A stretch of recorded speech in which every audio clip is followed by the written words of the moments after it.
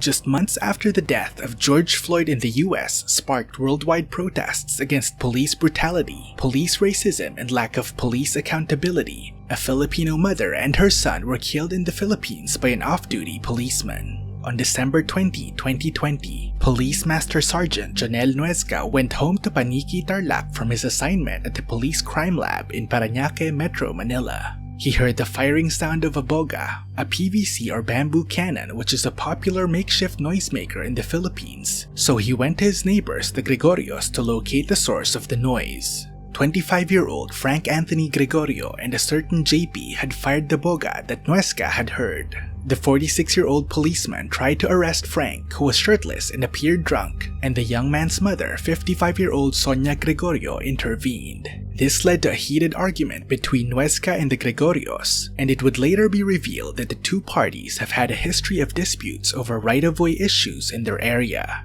Sonia embraced her son to prevent the argument from further escalating, and as people in the background begged and cried, Nuezca's underage daughter who was at the scene yelled at Sonia, quote, "My father is a policeman," end quote. Sonia yelled back, quote, "I don't care," end quote. Nuezca then threatened Sonia, before shooting both mother and son twice in the head at close range, with Nuezca's daughter watching right by his side.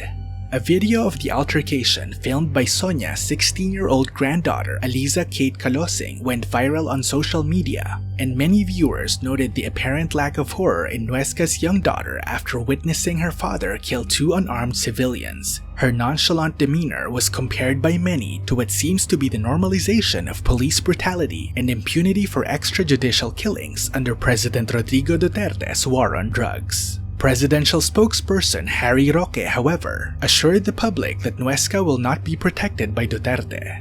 Many defended the Philippine National Police, but the question was raised as to why Nuezca, whose problematic record was later revealed, had still remained in the force even prior to the incident. He had been suspended twice, once because he refused to undergo a drug test. He had been involved in several other cases, including 2 serious misconduct and homicide cases, but these had apparently been dismissed due to lack of substantial evidence. Nuezca must have seen no way out of his double murder though, despite off-duty police officers being allowed by official PNP policy to carry their firearms. He had fled to his parents' house in Urdaneta, Pangasinan right after the incident, but surrendered with his weapon that same day to a police station in Rosales, Pangasinan.